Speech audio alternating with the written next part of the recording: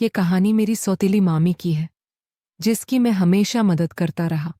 एक दिन मैं अपनी मामी की मदद कर रहा था कि अचानक मेरे मामू ने कहा कि मेरा नाम फिराज है, मैं लाहौर में रहता हूँ, मेरी उम्र 15 साल है।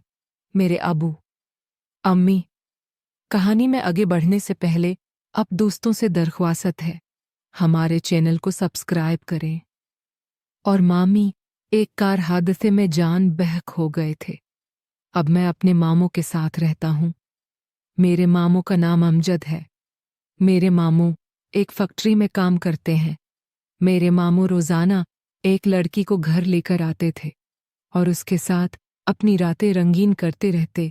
एक दिन मैंने अपने मामू के कमरे से अजीब सी आवाजें सुने, तो मैंने कमरे की खिड़की से जो देखा, मेरे तो होश ही उड़ गए। मैंने मामू से कहा कि आप दूसरी शादी कर लें। मेरे मामू ने दूसरी शादी कर ली थी। मेरी सौतेली मामी की उम्र 23 साल थी। मेरे मामू की उम्र तकरीबन 40 साल थी। मेरे मामू काम के बहुत बड़े जिम्मेदार थे, इसलिए तमाम औरतों की ख्वाहिश थी कि मामू से शादी करें। लेकिन मामू फैक्ट्री जाते थे और वहाँ बहुत सी लड़कियाँ काम के लिए आती थीं। वहाँ मामू को एक लड़की पसंद आ गई। वो लड़की भी मामू से बहुत मोहब्बत करती थी और मामू से मिलने जाया करती थी। उसीलिए मामू को उससे प्यार हो गया था और उसी को मेरी सौतीली मामी दुल्हन बनाकर घर ले आए थे। मैं मामी और मामू का अकलौता भांजा था। मेरे बाद मेरा कोई भाई बहन पैदा नहीं हुआ था, इसलिए मेरे मामू मुझसे बहुत मोहब्बत करते थे और उसी वजह से मेरी सौतेली मामी भी मेरा ख्याल रखती थी। मेरे मामू सुबह फैक्ट्री में काम करने निकल जाते थे, तो मैं सुबह 8 बजे स्कूल चला जाता था। मैं 9वीं क्लास में पढ़ रहा था और दिन को 2 बजे वापस आ जाता था, तो मेरी सौतीली मामी मेरे लिए खाना वगैरह बनाकर रख देती थी। मैं घर आकर खाना खा लेता और अपने कमरे में चला जाता। वहाँ फिल्में वगैरह देखता। फिल्म में देखकर मेरा बहुत बड़ा हाल हो गया था और मेरे अंदर बड़ी आदतें पैदा होने लगी थी और मैं कई बार खुद को सुकून पहुंचाता था। लेकिन मैंने कभी सोचा भी नहीं था कि मैं ये काम अपनी सौतेली मामी के साथ भी करूंगा। गांव में मामू की जमीन थी। एक दिन मामू खेतों में पानी दे रहे थे।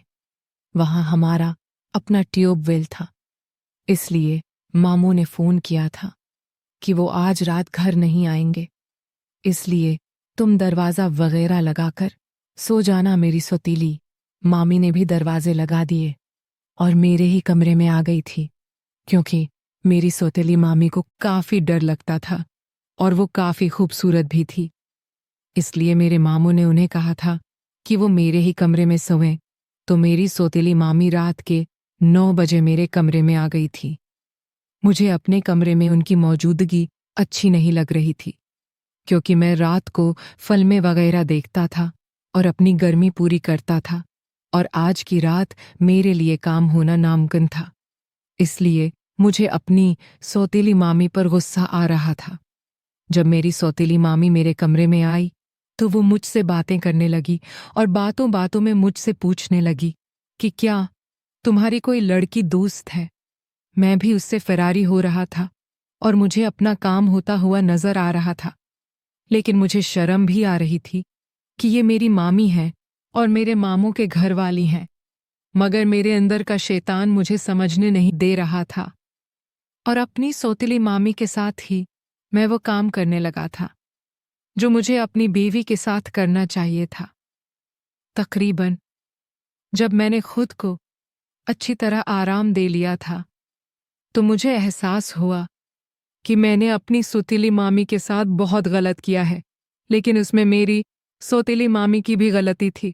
उसने भी मुझे मना नहीं किया था, क्योंकि वो भी सुकून पाना चाहती थी, जिसके लिए मामी ने मुझे राजी कर लिया था।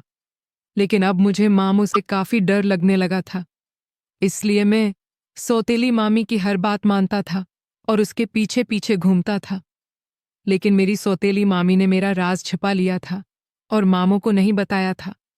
अब जब भी मामू घर से बाहर होते, तो मेरी सौतेली मामी मेरा मतलब पूरा कर देती थी। मुझे भी उसके साथ करने से बहुत सुकून मिलता था। और मैं उसका आदी हो चुका था। हमारा ये खेल तकरीबन 4 साल तक चलता रहा। फिर मेरी सौतेली मामी ने मामू से मेरी शादी की दरख्वास्त कर दी थी। तब मैंने अपनी पढ़ाई भी मुकम्मल कर ली थी। इसलिए मामू ने कोई अच्छी लड़की ढूंढकर मेरी शादी कर दी थी और मैं अपनी सौतेली मामी से गंदे काम करने से बाज आ गया था।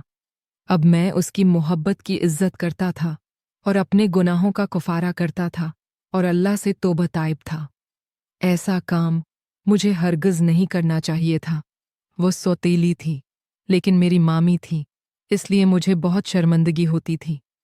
अगर कहानी पसंद आई हो तो वीडियो को लाइक करें और चैनल को सब्सक्राइब करना मत भूलें। शुक्रिया।